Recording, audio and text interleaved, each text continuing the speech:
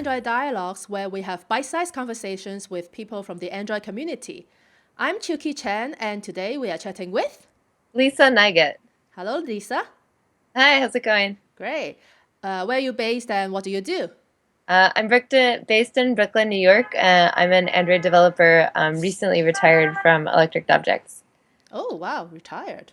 Sounds Yeah, just fancy. for a while. I'll be joining the Recurse Center as a facilitator next week. Great. And how do you get started on Android? So I got started in 2011 while I was in Brazil on kind of doing a study abroad thing. I realized that there was no subway app for Sao Paulo, um, and I was having trouble getting around. So I downloaded the Android SDK to try and see if I could like start putting an app together. I never actually shipped that app, but it's what got me started. Nice. I like how this is so practical. And also that explains why I see random Portuguese stuff from you on Twitter sometimes. Yeah. Brazil! That's so exciting. So I got Lisa on the show because when we first launched the channel Android Dialogs, she got really excited. She thought there would be a dedicated YouTube channel just about the dialogues class in Android. And sorry to disappoint, not only that this is not a dedicated channel, we don't even have an episode about that yet, but we're going to change that. We are going to have this episode talk about dialogues. So Lisa, what do you use dialogues for? So I use Dialog in my apps for a lot of different things. Probably the thing that I've been using them a lot for lately is or something that I spend a lot of time with them on is for user input. So if you've got a form or a field and you need someone to fill out a bunch of objects on the field, instead of just having them edit it in line, I have a tendency in the apps that I make to try and turn those into like actual dialogues that you can like input the information into. So I think I started doing this back when I worked in Etsy. I did a lot of the work on the cart in Android, so it's like a native kind of view that you scroll through, and it has a lot of edit text fields in a list view. And at the time, it was crashing on apps. I think there was some bug in some version of Android. I apologize, I don't remember the specifics. That it would retain focus even though it had been like recycled. It was causing crashes on various versions of Android. And so one way we got around this is like, oh, we'll just put the input into a dialog box. So the list view itself is a read-only version of that information. And if you want to change that, you have to click on it and then Right. represent it with a dialogue. Yeah, exactly. And Oh, something I really like about that is how it gives you like kind of it allows you to focus the user's attention to whatever it is they're changing and kind of like pull them out of whatever it is. Like, forums tend to be kind of busy and there's a lot of stuff right. on. And it makes it so that it's harder to accidentally tap the wrong field or click out and like change focus. Yeah, And I then like that also when the soft keyboard like pops up. That's very confusing usually, right? Because things scroll and the field that you're typing on may move. Whereas in this case, you are kind of changing the mode of thought already. So all those UI changes is less overwhelming, I feel. right, exactly. Or like, as the dialogue comes up and the keyword slides up, so it's like, okay, you're in like a totally different, like Right. this different view now. And that's fine. Like I really like it. Yeah, I've never heard of people doing that. That's great. I may steal that technique. Yeah, So I also like that. That means you can kind of auto-save the progress because the moment that they are done is the moment that they click OK on the dialogue. So that means that this field has been, like you have finished typing versus when you have just multiple things going on. I mean, sure, you can put it on focus listener, but that's just, the intent is not as clear. exactly. So this is really great. Yeah, exactly. And that gives you then if you want to do like kind of update as people are editing, then like, oh, I can go update the object now, like they've finished editing this field or whatever. Um, Cool. yeah, so that's definitely like one way that I use dialogues. I feel like dialogues are kind of like an interesting thing in my applications. Like I gave a talk at DroidCon NYC last year about it was like Pirates Code for Android, and it was kind of like a list of like things and like ways of thinking about developing applications that I learned from when I started Electric Objects and kind of started this app from scratch. It was sort of like this like catch-all bucket of things that I had learned. And one of the things I said but kind of glossed over is like don't use fragments, because at least don't use fragments that have UI code in them. Like I use headless fragments as like a way to retain state between like rotations a lot, but But as don't much you need a fragment for dialog fragment? Or at least that's the recommended way of doing exactly, and that? that's why like dialogues are like the only place in my Ah, application at Electric Objects that I had to deal with fragments, and so that was why I was so excited when I thought you had this like dialogue talk. It was because it's something that I struggle with because fragments are hard and like right. I only use them when I use dialogue, so it like kind of became this like, and dialogues as like an entity are really hard to change. Like there's a lot of like the out of the box widget that is a dialogue has a lot of design sort of baked into it. Like how do you like hiding a title on a dialogue is something that like I have to look up every time, and Yes, yes, it's yeah. And then if you want to do anything that's slightly different, you pretty much have to make it the custom view part, which means that it will look completely different and not remotely like the rest of your dialogues. And you're like, can I just change it slightly? No, you have to either change it completely or not change it, which is quite frustrating. exactly, exactly, right. Yeah. So this was one of the many reasons I was very excited about Android Dialog sets. Was learning tips and tricks on how to like fix or make dialogues like just an easier way to go. Yeah, I agree. It's great to talk about how other people use dialogues because I definitely don't use them to focus inputs. So that's great. The way I've been using dialogues is mostly, if you have something that you need to submit to the server, and then I use a progress dialog to tell the user that I'm doing something, and then when the response come back, I either say, "Hooray, it's successful," or "Sorry, some error happened." And to be honest, I don't really like that because I've been facing a lot of issues when the callback comes back, but the activity is no longer valid, right? Like for some reason, the user moved on to other things, but like the activity is around but not valid. So I try to pop up the dialog fragment, and then it's really unhappy. And I try to do dismiss with state loss without knowing what it does. It's just a big mess. So I'm kind of curious, like, do you do something like that? I totally do. I mean, as far as like the don't on state loss, like that kind of stuff was really hard. Yeah. I haven't gotten it right yet. This is one of the reasons I don't like fragments is that there seem to be a lot of bugs in the ways that they work that you trying to figure out how to solve it is like never seems to be very clear cut. Yeah. The life cycle is just impossible to understand. There's so many different things that sound slightly the same, but not really. Like it's added, it's resumed, and all these other attach, and I don't know what it's doing. Right, and it's not so much even like exactly what it's doing. Maybe I apologize for the traffic outside. New York. Yeah, basically. It's not even that. It's just they're hard to test because there's a lot of like edges on in the life cycle that it's really hard to like recreate or get your app into to like double check that it's not going to fail that way.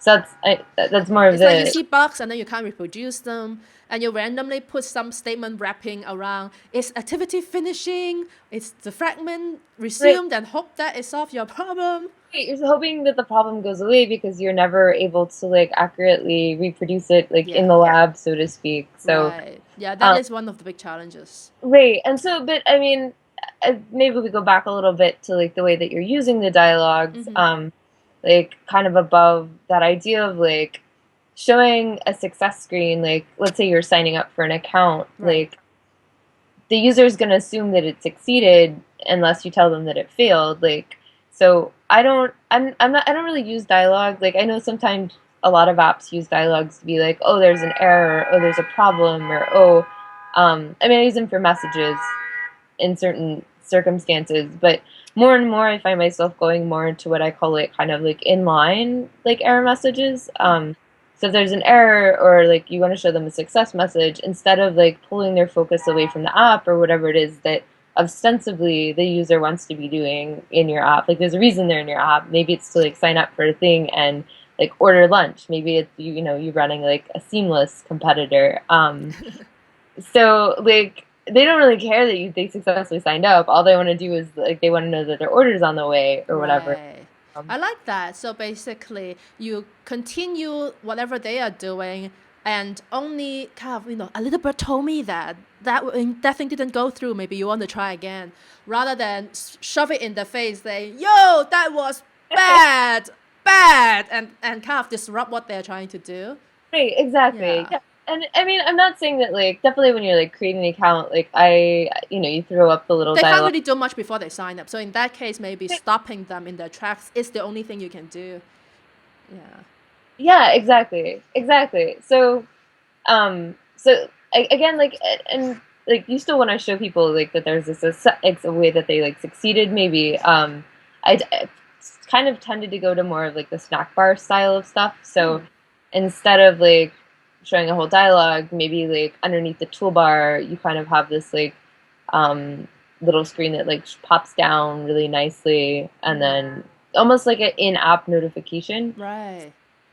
that Yeah, so that way it's not taking the center of attention. It's just down there and a little bit off. So they can still use the rest of the real estate to do what they want to do, but it's there so that they can be informed. exactly. Yeah, exactly. You're still giving them the information. It's just kind of like in what context. Yeah, I feel like that's a kind of fine balance between, making the user feel like they are in control versus like presenting them with all kinds of things they need to click right there. Like sometimes some of the things they all need to do is take a look and that's it.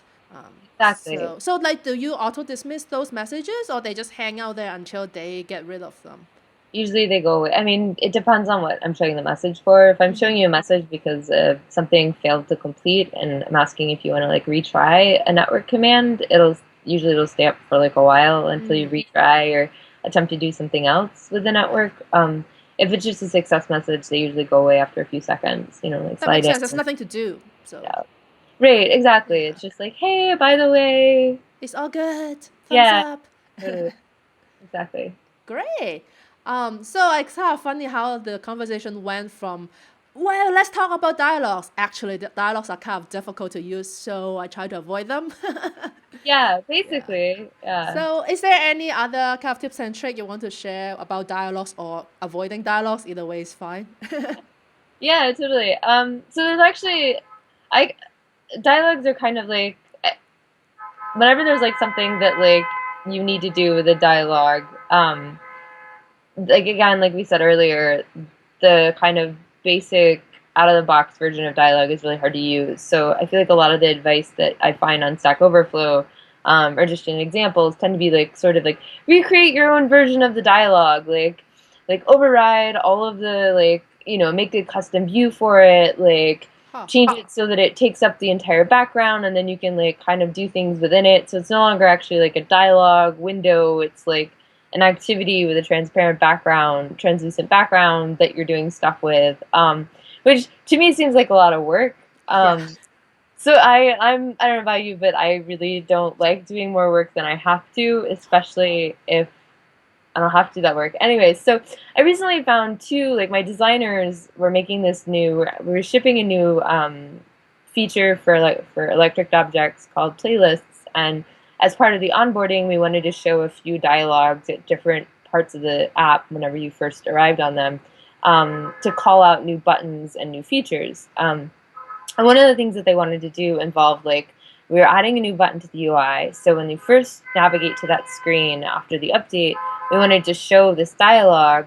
And most dialogues have like kind of a transparent background color. It's usually black. Right. And electric objects are just like blue. So there's like this blue outline, and then there's this like sort of box that's set on top of it, kind of floating above the background, like pulled up.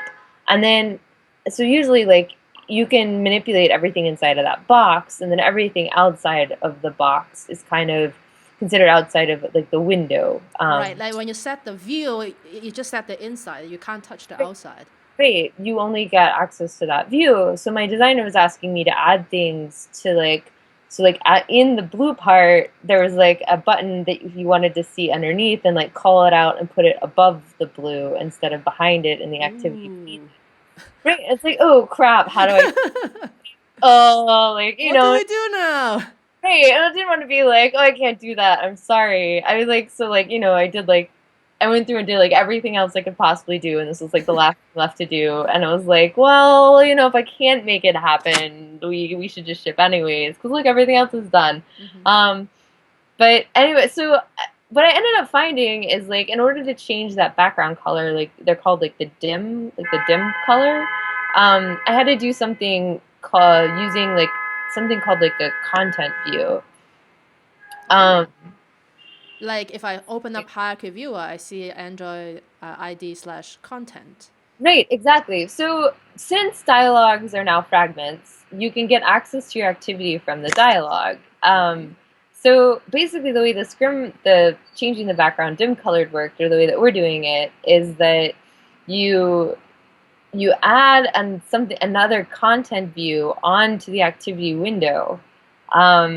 And then you just remove it whenever the view is destroyed. So like on create view, you add this like content view to the activity.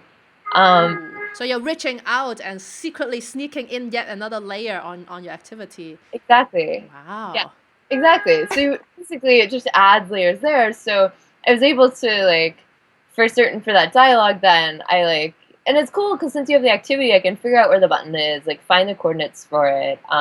Wow. Wait. So, hold on. So, like suddenly, like my mind is like, all right, so you have your dialogue. You reach out to the activity and you ask the activity, hey, what's the XY coordinate of that button? And then you fetch that and then you draw your own view somewhere so that you can highlight that button as a layer, as an extra content view? Yep, exactly. Wow. It's like a frame layout, and you just place, or maybe like an absolute sort of view. I think that's deprecated now, but like basically some sort of like very simple Well, frame. you don't really need absolute if you already have that frame, right? You can just kind of left align or right align Exactly. if you want. I mean, yeah. Right. But at that point, it's not that big of a deal. I feel like because you're working at the coordinate system of the screen at that point. Because you're fetching the position of the button already. So, yep, exactly. Wow.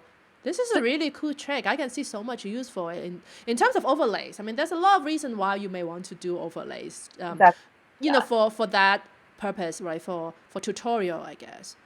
Yeah, exactly. And so that was really cool. And the nice thing about it is like when I rotate the screen, the view gets destroyed and then recreated for the fragment. So it's always in the right place. Like nice. The button underneath moves. It also. I'm glad that you're looking in rotation because I know a lot of people don't. They just like, hey, this works, done and done. But yeah. Well, especially a lot of the times when you have a kind of like a tutorial like that, sometimes there are graphics and stuff, and then things need to line up, but they also need to be visible. Right. Exactly. Yeah. So that was one trick, and then the other one that I recently discovered is that you can.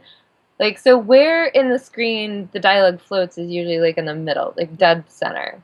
But one of the views that my designer gave me, of course, was like, let's float it in like the upper third of the screen. So like, it'll be like, if you divided the screen into thirds, it'll be like kind of like halfway on that like top third line. So like, looks nicely. Right. Yes. So again, on the internet, most things are like, oh, like, make your own thing. Make your own dialogue and you just draw it wherever you want. Like measure the screen and then rearrange it percentage-wise, like doing a lot of calculations. So much work. Like, oh, that sounds like work. It turns out there is this great thing you can set on. You can set the gravity on the on a dialogue.